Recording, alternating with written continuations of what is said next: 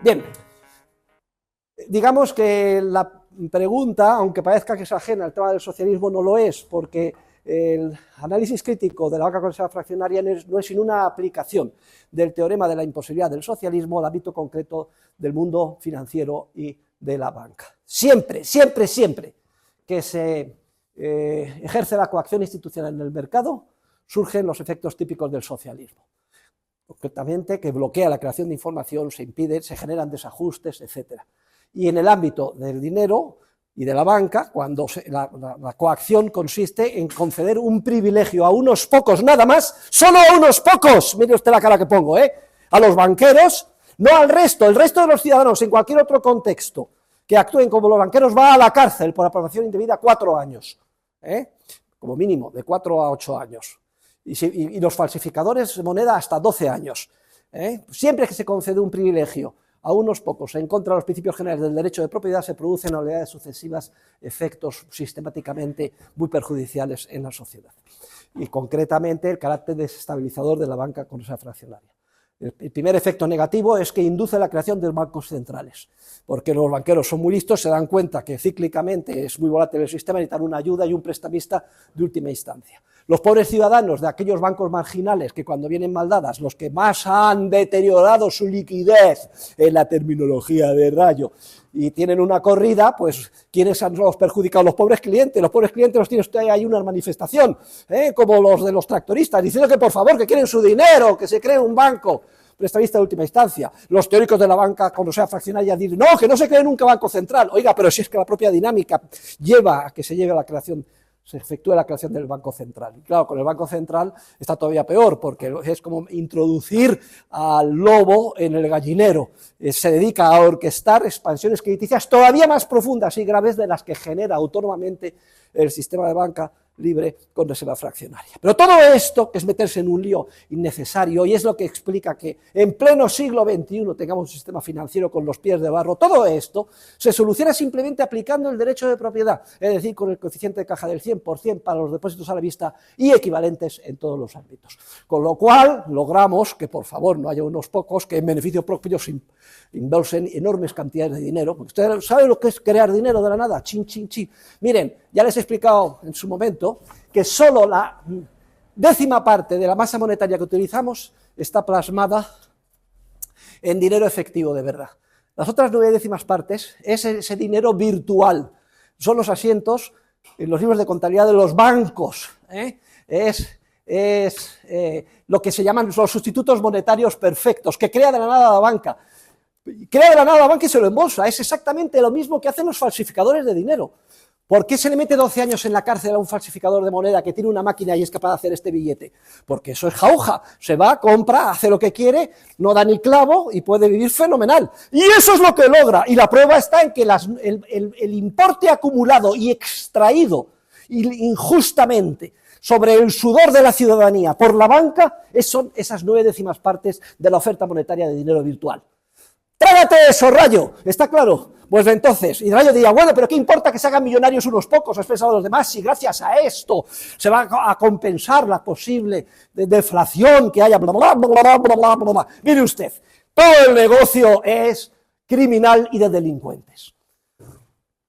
Por cierto, he hecho una pequeña nota que le he mandado a Llamas, que le he enviado a Milei, porque el presidente Milei, muchas gracias, ¿no?, dice que va a presentar una ley declarando delincuentes y que vayan a la cárcel, y además un delito imprescriptible, para que vayan a la cárcel todos los gobernadores y presidentes de bancos centrales, presidentes de gobierno, miembros de gobierno y políticos que de alguna forma favorezcan o participen en la creación de dinero o monetización del déficit público.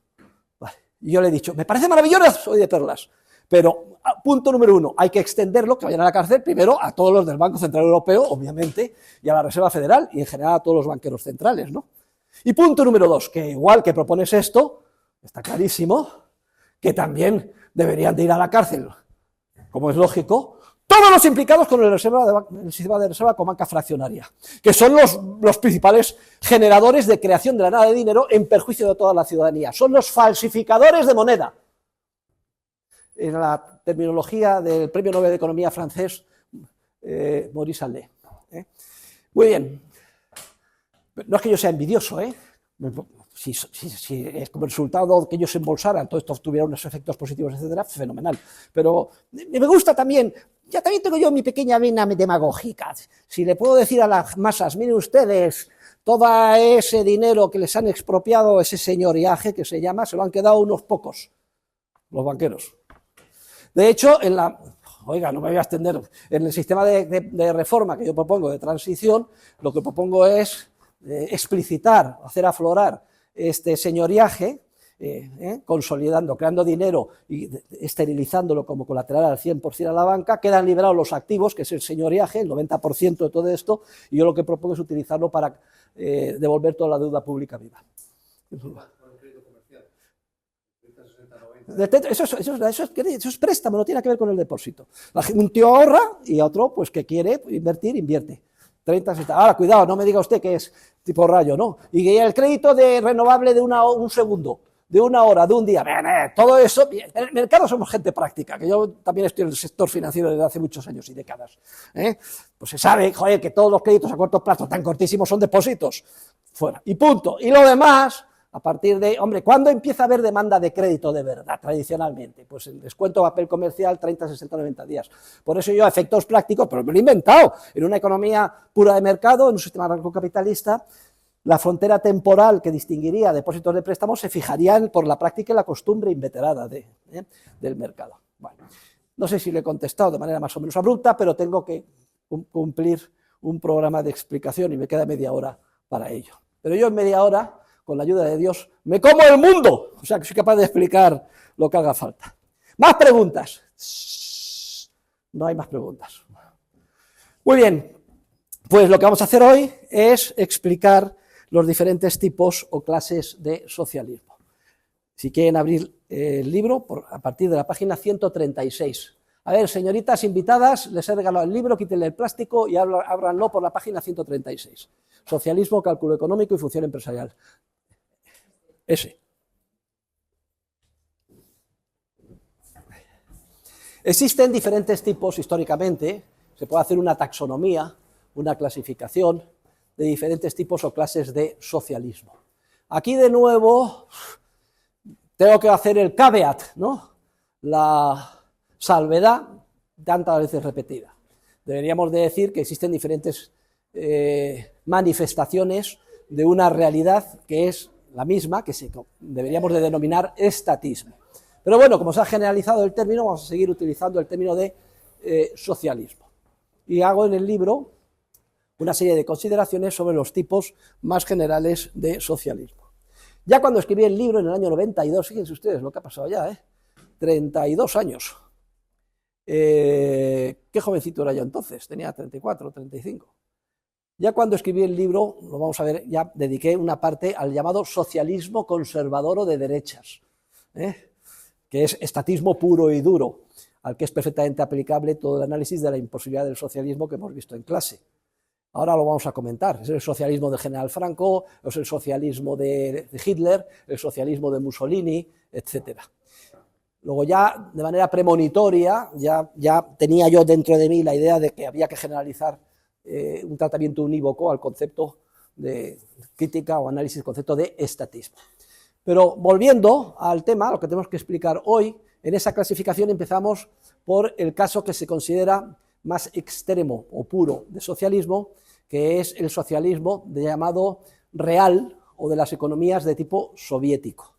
Este sistema se caracteriza por ser en el que con más profundidad y extensión se utiliza la coacción sistemática institucional en contra del libre ejercicio de la profundidad empresarial.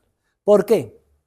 Porque este socialismo, que es el que deriva de la obnubilada y alocada y enfermiza y maligna mente de Carlos Marx, es un socialismo que se basa en impedir por la fuerza que se asignen derechos de propiedad sobre los factores de producción y bienes de capital. Y ya saben ustedes que los bienes de capital se encarnan en todas y cada una de las etapas del proceso productivo que hay previas hasta llegar al tan ansiado fin o etapa final de bienes de consumo. Y que la inmensa mayoría del esfuerzo empresarial, de los empresarios, de los trabajadores, etcétera, está en esas etapas intermedias. Que el Estado extienda su coacción en todas las etapas de los bienes de capital sobre la base de prohibir la propiedad significa una estatificación completa de la vida social. De manera que lo que se pretende en el ideal del socialismo real o de las economías de tipo soviético es, vía mandatos coactivos, organizar la sociedad. El famoso Gosplan, el plan quinquenal que había en la extinta Unión Soviética. Cada 5 años se reunía un ejército, un ministerio, miles y miles de científicos para hacer el plan quinquenal. Claro, ellos tenían que planificar qué hay que producir, cómo, dónde tienen que estar los trabajadores, qué bienes se van a hacer, pero a lo largo de todas las etapas del proceso de producción. O sea, una labor, fíjese, estamos hablando imposible, una cosa tremenda, ¿no? Y los errores que se cometían pues y las ineficiencias, pues eran una cosa tremenda. ¿Y esto cómo se lleva a cabo? ¿Por qué es imposible esa labor? Porque son centenares de miles de bienes y servicios complementarios entre sí, que actúan para producir bienes para la etapa subsiguiente y así sucesivamente hasta llegar al tan ansiado fin. Y organizar eso es imposible, pero no solo por razones de volumen, volvemos a repetir, sino porque para poder hacerlo hace falta que se vaya creando una información, un conocimiento empresarial que va descubriendo poco a poco las posibilidades de recombinar esos bienes en función de los cambios de las circunstancias, en función de las modificaciones, por ejemplo, que ha habido un incendio y menos madera, o que se ha descubierto una mina aquí o allá, o en función del cambio de los gustos de los consumidores a los que van a llegar los bienes. No podemos ni siquiera imaginarnos la complejidad de la que estamos hablando. Solo llegamos a intuir escasamente la punta del iceberg. Entre otras cosas porque estamos acostumbrados a vivir una economía de mercado muy intervenida, etcétera, con todos los efectos negativos que conocemos, que de forma espontánea lleva a cabo todos los desafíos de coordinación a través de la capacidad empresarial, la búsqueda de beneficio y a través del orden espontáneo del mercado. Hay una anécdota muy buena sobre este sistema de socialismo real, y es que cuando está a punto de producirse el cambio en China, de pasar de una economía de socialismo real, que había conducido a la pobreza más absoluta, a la revolución cultural de Mao Zedong, a decenas y decenas de millones de muertos, etcétera. Bueno, pues de pronto alguien ahí más exacto dijo, bueno, esto es una locura, estoy viendo que áreas muchísimo más pobres que están cerca de nosotros, sin recursos naturales, pues son las más prósperas, Singapur, Hong Kong, pero sobre todo Taiwán, que nosotros consideramos que forma parte de China, si es que Taiwán es otro de los dragones, la riqueza que tiene, y todo eso ha sido gracias al mercado y al capitalismo.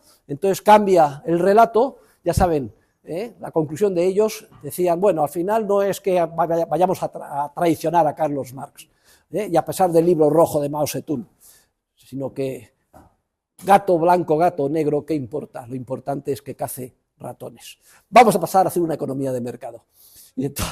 Pero claro, montar una economía de mercado from scratch, viniendo de una economía totalmente rigidizada, que se pretendía organizar desde arriba, etcétera, pues no era una labor titánica. Pero bueno, los chinos eran gente inteligente. ¿Cuál es el país modelo de todo esto? Estados Unidos. Pues venga, una comisión de nuestros científicos más importantes que se vaya a Estados Unidos. Y ahí la comisión, Estados Unidos ya había habido previamente el acercamiento, desde el primer viaje de Richard Nixon, ya saben ustedes todo, y llega la comisión, pues a ver cómo se hacen en Estados Unidos las cosas, y para copiarlo, y a ver qué pasa. Y entonces llegan ahí a Washington y les ponen en contacto con los economistas del gobierno americano, etcétera. Y la primera pregunta que hacen los chinos, bueno, una cosa muy importante, nosotros tenemos una dificultad. A ver, ¿me pueden explicar ustedes cómo deciden las toneladas de acero y de calidad de acero que hay que producir y dónde y en qué factorías? Porque queremos ir a verlo, a ver cómo hacen ustedes sus cálculos, etcétera, y cómo deciden la producción de eso. Y los americanos dijeron, no, nadie decide eso. ¿Cómo que no? Pero si es una de las cosas que más trabajo nos lleva a nosotros y más esfuerzo, etc. Empiezan a pensar, bueno, pero qué cosa más. Y como no sabían, aquí nadie decide nada. Pero si son ustedes los mejores productores, los más productores del mejor acero del mundo y han puesto un nombre a la luna, etc. ¿Cómo que no ahora hacen esto? No, aquí esto se hace solo, sin que nadie lo dirija desde arriba. Y como no sabían, pero explíquennos cómo se hace, y como no sabían qué decir, solo se les ocurrió una cosa. Los cogieron, los metieron en un avión y los llevaron al mercado de commodities en Chicago. Y ahí llegaron al mercado de materias primas en Chicago, miren, aquí es donde se decide. Y entran los pobres chinos, todavía no se había producido el Big Bang informático, etcétera. Y ahí estaban como los agentes, ¿no? Miren, aquí hay acero. Inmediatamente un grupo de gente, ¿qué un cerrado precio? Tanto, toneladas. Y allí no entendía ningún chino nada. ¿Pero qué es esto? Dice, pues eso es un mercado. Esto es un mercado en el que se están descubriendo y ajustando los precios de mercado del acero. Es así como se decide. Los chinos no entendían nada. Toda su vida estudiando marxismo, planificación, etcétera. Pero hay que decir en honor de los chinos que es gente muy adaptable y enseguida se dieron cuenta que lo que tenían que hacer era un entorno institucional de respeto a la propiedad privada y de permitir la libertad de empresa y el ejercicio de la función empresarial y que todos los problemas prácticamente infinitos y casi insolubles contra los que se estrellaban año tras año, década tras década, queriendo organizar todo desde arriba, se solucionaban de forma espontánea, se solucionaban de forma sola en una economía de mercado impulsada por la libre creatividad empresarial. Y eso es lo que hicieron, y ahí se pusieron las bases de la economía china, que hoy es la segunda economía del mundo, y que se ha convertido en la fábrica, literalmente, del mundo. Fueron haciendo una especie como de reservas territoriales, donde de manera incremental fueron permitiendo la empresarialidad, y así hasta hoy. Y hoy se debate con unos problemas muy grandes porque toda la, diría Marx, superestructura ideológica o política es de Partido Comunista y entonces, claro, eso chirría. La base es una economía espontánea, pero toda la superestructura de arriba es un Partido Comunista. Entonces, no sabemos cómo va a terminar esto. Y va dando más o menos bandazos. Que una de las mayores tragedias de la humanidad ha sido el marxismo y el socialismo. Y su principal manifestación, socialismo de tipo real. Milley dice en sus discursos que más de 100 millones han sido asesinados como consecuencia de este ideal, y lo más grave es por personas que pensaban que estaban haciendo un bien a la humanidad. Se queda corto, porque en el libro negro de comunismo son 150 millones los que están contabilizados. Pero ¿qué más da los millones? Es que ha sometido a un sufrimiento indecible durante décadas y décadas a millones y millones de seres humanos. Y claro, todo esto tiene muchos flecos. Tenemos el caso de Pol Pot. A ver, ¿alguno de ustedes ha estado en Camboya? Si van a Camboya, pues una de las visitas que se hace, se va a ver las pirámides de cráneos de los asesinados con tiros en la nuca por el Pol Pot, que se hizo con el poder en Camboya, y lo que hicieron fue llevar a la práctica todo el ideario marxista. Y lo que había que hacer era una revolución que llevara al poder la dictadura del proletariado. Y claro, lo que hay que hacer para empezar es acabar con la burguesía y los capitalistas. Entonces, o se les lleva a un campo de reeducación, si no quieren, tiro en la nuca. Y eso se hace sistemáticamente, una revolución, pero si no les tiembla el pulso, como no le tembló a Lenin. Ahí está toda la familia del zar, venga, acribillar a todos, incluyendo a la madre, al padre, a los hijos, a los niños, para que no quede nadie. Para ellos eso era peanuts. Y si en aras de la dictadura del proletariado tiene que acabar la humanidad, como escribe el loco de Marx en sus poemas de juventud, no me tiemblan los anillos. Luego, afortunadamente se les detiene y se les enjuicia por genocidio, Tribunal de Crímenes contra la Humanidad, y va muy viejecito, pues ya tienen 80 y 90 años. Bueno, todo esto que les digo lo pueden ustedes ver, o si no lo han visto ya, o lo tienen en las hemerotecas, etcétera. Y la defensa de ellos es de lo más ingenuo y contundente. Dice, pero hombre, ¿cómo me van a juzgar a mí por genocidio? Pero, pues claro, miren ustedes lo que han hecho. Dice, no, pero si nosotros lo que hicimos fue lo que aprendimos en la universidad. ¿Pero qué dice usted? Sí, llevas en la universidad de ustedes. Ah, ¿es así? Sí, efectivamente, Camboya, Vietnam, antiguas colonias francesas. Nosotros éramos los más aventajados. Recibimos becas y fuimos a estudiar a la Sorbona. Y en la Sorbona nos dieron nuestra clase de economía. En la clase de economía teníamos los libros de texto de Marx y de Capital, etcétera. Y éramos los más aplicados y tomamos nota literal de todo lo que había que hacer. ¿Cómo quieren ustedes enjuiciar y condenarnos por haber sido los mejores de la clase, de lo que ustedes de Occidente nos han enseñado, y luego al llegar a nuestros países haberlo impuesto por la fuerza? Obviamente, hemos cumplido lo que nos han enseñado ustedes. Y esto es extrapolable exactamente al daño que han hecho. Cuando se dice que si la metrópoli ha hundido a las colonias, no es por explotación, países centro, países periferia, Celso Furtado, no. Los han hundido porque hemos traído a las metrópolis, a los más aplicados y aventajados de Hispanoamérica, usted dice en Latinoamérica, o de Angola y de Mozambique, a Lisboa, unos a Madrid, otros a Lisboa, o de África a París, o de Asia a París, o a Londres, etcétera, y les hemos enseñado y les hemos envenenado la mente con marxismo. Y claro, esto no es una cuestión baladí. Puede ser uno un visionario y quedar como progresista si es marxista, etcétera. Pero por cuando está enseñando unos chicos y unas chicas que además son los más aplicados y que quieren hacer al bien a su país, significa condenar a la muerte a millones y millones de personas. Significa guerrillas en Colombia con muertos. Significa lo mismo en Perú, con el Sendero Luminoso. Pero ¿qué pensemos? Es que son las ideas las que destruyen o hacen avanzar el mundo. Y surgen aquí, en las aulas, de la enorme responsabilidad que tenemos los profesores. Bueno, esto sobre las economías reales de tipo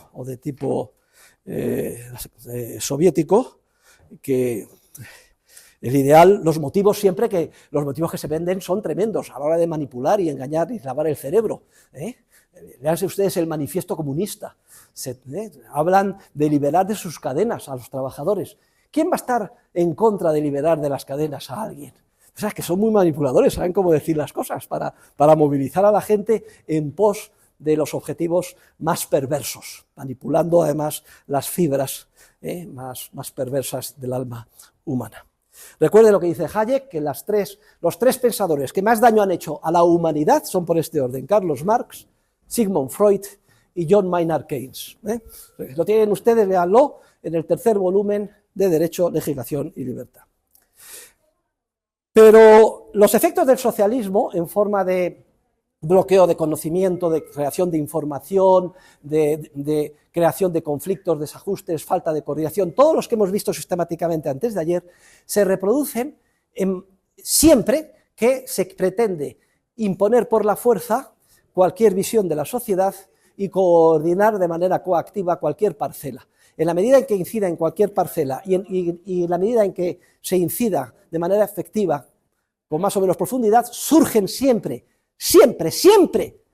invariablemente, los mismos efectos de descoordinación, desajuste, conflicto, etc. Y las únicas diferencias que hay son diferencias de grado. Hemos empezado con el primer tipo del socialismo, el socialismo de tipo real, el marxista, o el de las economías de tipo soviético, el más profundo, pero ahora vamos a dar un paso y vamos a acercarnos al socialismo que tenemos aquí, más cerca de nosotros, que es el socialismo que se llama democrático, el socialismo democrático o socialdemocracia. Y les digo a ustedes que vivimos en un entorno de pensamiento único socialdemócrata, en la que se nos manipula el cerebro a través del sistema educativo para aceptar como unos corderitos la existencia del Estado. Y aquí lo que hay es, pues, desde el punto de vista político, pueden ustedes verlo, la evolución en Alemania, desde el Partido Socialista, que era marxista, luego, bueno, pues venga, vamos a aceptar que haya mercado, pero a regañadientes, y libertad, pero a regañadientes. Que esté ese mercado muy tutelado, vigilado, intervenido, regulado, y absolutamente gravado fiscalmente por el Estado. Y luego el Estado que regule la vida de los seres humanos, pero claro, para que esto se mantenga tenemos que hacer alguna ficción. Bueno, pues que vamos a presentarnos como si estuviéramos proporcionando bienes y servicios públicos de gran valor, es decir, las pensiones, la educación, la sanidad, etcétera. Y luego vamos a vestirle democráticamente, o sea, para que la gente no se rebele, les vamos a llevar la idea engañosa de que son ellos mismos los que voluntariamente aceptan la coacción porque nombran democráticamente a sus representantes y por tanto todo el mundo es escuchado y el resultado de la imposición estatal ya queda legitimada. Eso es muy brevemente explicado, el ideal socialdemócrata bajo cuya bota vivimos todos. Y ahora esto nos sorprende, ¿qué cosa? ¿Pero qué es esto? Pues sí es así, queridos alumnos, porque en todas las parcelas en las que incide el Estado, todo lo que declara público, regula, etcétera, surge el conflicto. surgen todos los efectos sistemáticos que hemos visto, de descoordinación, falta de información, generación de pobreza, etc. En todos los estados que nos rodean. Bien, es cierto que hay diferencias de grado, conforme más profunda es la intervención, los efectos son más graves, si es menos, y así sucesivamente. Y hay diferentes proxies de cuál es el peso o la gota opresora del Estado. Uno de ellos es el peso que supone el mantenimiento del sector público sobre la ciudadanía. Y en el caso de España, por ejemplo, vivimos para el Estado o somos esclavos del Estado hasta el mes de julio. Es decir, pero estoy hablando no de un millonario, que desde luego, sino de un mileurista. Si ustedes suman lo que les quitan por la seguridad social, que es un 25, un 30% de su sueldo, más lo que pagan, que aunque parezca poco, de retención, etcétera, del IRPF, más que de todo lo que compran le quitan el 21% del IVA, suma y sigue. Lo que pasa es que el objetivo de la hacienda pública, de los técnicos de la hacienda pública, es explotar a los ciudadanos sin que se den cuenta. El impuesto ideal es aquel que menos se nota, es uno de los objetivos que tiene. Fíjense que gente más perversa, porque si se lo notáramos directamente en nuestras carnes, la revolución, la oposición contra esta esclavitud del siglo XX sería grandísima. Y uno de los impuestos que menos se nota es el impuesto de la inflación, que consiste en crear dinero, cada vez más, financiar el déficit público, y eso de manera diluida, en forma de aumentos poco a poco de los precios, hasta que resulta que van creciendo cada día el 1%, el 2%, y pierdes, etcétera. Puede haber incluso una hiperinflación, como la que ha estado a punto de sufrir Argentina. Vean las consideraciones sobre la evolución histórica de la socialdemocracia, cómo ponemos el acento en el hecho de que es irrelevante que existan o no elecciones democráticas. Es irrelevante, porque aunque se piense que tiene un marchamo de legitimidad porque los gobiernos han sido elegidos democráticamente, se encuentra en la misma situación de ignorancia ineradicable que cualquier otro gobernante que pretenda regular desde arriba cualquier parcela de la vida en sociedad utilizando la coacción sistemática. Y por tanto todos los efectos de totalitarismo, falta de información, irresponsabilidad, etcétera, conflictos sociales irresolubles, se reproducen sucesivamente. Y es exactamente lo que estamos acostumbrados a ver, nada más tenemos que coger la prensa o escuchar o ver la televisión, etcétera, encender las noticias y todo conflictos, que si la política agraria comunitaria, que si los tractores, que si la regulación contra el cambio climático, todo conflictos, que violencia de género, todo conflictos, solamente donde papá Estado interviene. ¿Y cómo se pretende solucionar esos conflictos? Siempre que hay un conflicto se dice, es que no hay suficiente intervención. Necesitamos intervenir más apoyo social, más gasto público, etcétera. Es la solución, es siempre más Estado en esa borrachera del poder, sin límite, en la que vivimos. Y por tanto, este es el problema social de nuestro tiempo, y no otro, queridos alumnos. Tenemos que ser conscientes de ellos, desarrollar nuestro espíritu crítico, con lo que aprendemos en la universidad, aquí en este aula, ser capaz de interpretar lo que sucede a nuestro alrededor.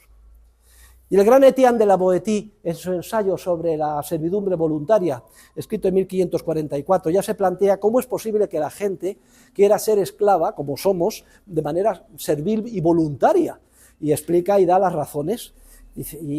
Una de las razones más importantes es que el gobernante, que siempre se rodea de la aureola santificada de que es Dios, cuasi Dios, o ha sido nombrado por Dios, o hoy en día soberanía popular, o lo que sea, bien, no solo eso, sino que además se rodea de una especie de guardia pretoriana, de acólitos que le hacen la pelota, que viven del gobierno y que son esenciales para extenderse.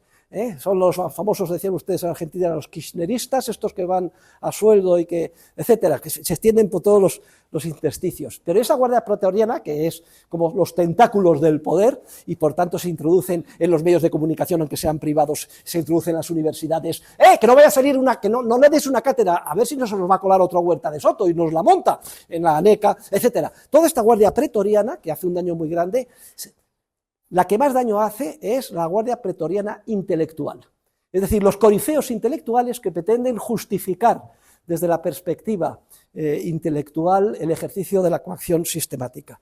Y esto es lo que da lugar al tercer tipo de socialismo que estudiamos en la página 141, que es lo que llamamos la ingeniería social o el socialismo cientista o cientificista. El principal error de este socialismo, que es el más grave, desde la perspectiva cualitativa, porque de alguna forma se introduce en todos los intersticios, en todos los tipos de socialismo, todos tienen un apoyo intelectual. Por ejemplo, se decía que los socialistas de cátedra alemanes, los catedráticos socialistas alemanes, era la guardia intelectual de los Hohenzollern, de los rey de Prusia, etcétera, siempre todavía justificando Smoller, etcétera, un Estado cada vez más grande. Y las universidades públicas, ¿qué es lo que se enseña economía? ¿Qué es lo que se enseña economía? Regulación, salen expertos en regulación, pasan por encima del mercado, lo mínimo imprescindible para saber cómo tenemos que regular. No se estudia una economía de mercado ni la libertad, sino lo que quieren son los cuadros de los técnicos y los ingenieros sociales que van a ser los burócratas o funcionarios el día de mañana en los ministerios para regular nuestras vidas. Y ahí se explica los graves errores, la letanía de errores del socialismo cientificista o de la ingeniería social. El básico de ellos es la arrogancia intelectual. El pensar que como son tan listos y han estudiado tanto, están legitimados para imponer sus valoraciones a los demás, desde arriba. Y usted que está demasiado gordo y por tanto vamos a tener que prohibir la Coca-Cola y las bebidas con azúcar. Y esto de fumar no nos gusta. Y las drogas, pues tampoco. Y esto de la educación, pero es que los hijos son de los padres, pero obviamente los hijos no son de los padres, obviamente los hijos son del Estado, porque nosotros sabemos mucho mejor que los padres lo que necesitan los hijos y sabemos lo que tienen que educar los hijos. Homeschooling, por Dios, eso no, que se declara anticonstitucional como en España, que todo el mundo tenga que pasar por la universidad o la educación primaria, secundaria, públicas, y los programas que nos hacen unos funcionarios desde un ministerio, ellos dicen es para socializar a la gente, lavarle el cerebro, lavarnos el cerebro. Tenemos el cerebro lavado, quiero que ustedes despierten. A mí también me lavaron el cerebro. Lo que pasa es que ustedes tienen la suerte que han llegado a un curso universitario, están en un proceso de limpieza de su cerebro que ha sido lavado. ¿Por qué? Por estos intelectuales que dan lugar a ese falso racionalismo, racionalismo cartesiano, tan arrogante, que piensa que sabe más que los demás y sobre todo que a la hora de analizar el mercado lo analiza siempre erróneamente, desde la perspectiva del equilibrio, en base al concepto de eficiencia estática paretiano, creyendo detectar fallos cuando no coincide la realidad que observan con su modelo de equilibrio utópico y considerando que cada uno de esos fallos justifica la intervención del Estado, prima facie, es el esquema. Y no se dan cuenta de que el mercado es un proceso dinámico de creatividad y un orden espontáneo, y en ese sentido dinámicamente no tiene fallos, como no tiene fallos el orden espontáneo del sistema de asignación de recursos espontáneo para ver qué acero se produce y qué calidad se producía en Estados Unidos cuando fueron los científicos chinos. Y claro, y luego llegar y decir, ay, es que veo que aparentemente en una fotografía pues no ha llegado a California el acero que debía llegar para esta obra. ¡Ese fallo del mercado! Ay, aquí hay un monopolio, información asimétrica, que el Estado intervenga. Venga, que vengan, ¿cómo vamos a intervenir? Que vengan los chinos que no tenían ni puta idea de cómo funciona la economía de mercado y me planifiquen y me intervengan y me regulen y no sé qué, y que se haga una ley de defensa de la competencia, de competencia desleal. Esto genera todavía más descoordinación, luego otra ley. No entienden que en ese proceso dinámico cualquier desajuste o cualquier error crea una oportunidad de ganancia que queda ahí latente para ser descubierta. Y lo más probable, en el 100% de los casos, para cuando ellos están pensando cómo solucionar ese supuesto error que han encontrado en la economía de mercado, ya se han desencadenado las fuerzas espontáneas para solventarlo de una manera autónoma y espontánea. Y si llega la Estado e interviene, bloquea ese proceso de coordinación y además genera todavía más errores. Este es el resumen sintético de los errores gravísimos del socialismo cientificista. Hay otros tipos de socialismo, aquí en la página 146, socialismo cristiano solidario, socialismo sindicalista, el socialismo conservador o de derechas. Voy a hacer algún comentario sobre estos. Por ejemplo, socialismo cristiano solidario. Porque hay mucha gente de buena voluntad que dice, oye, Jesucristo, pues dice, opción preferencial por los pobres. Bueno, pues entonces, claro, pues entonces a lo mejor tiene razón el Papa Francisco cuando dice, oiga,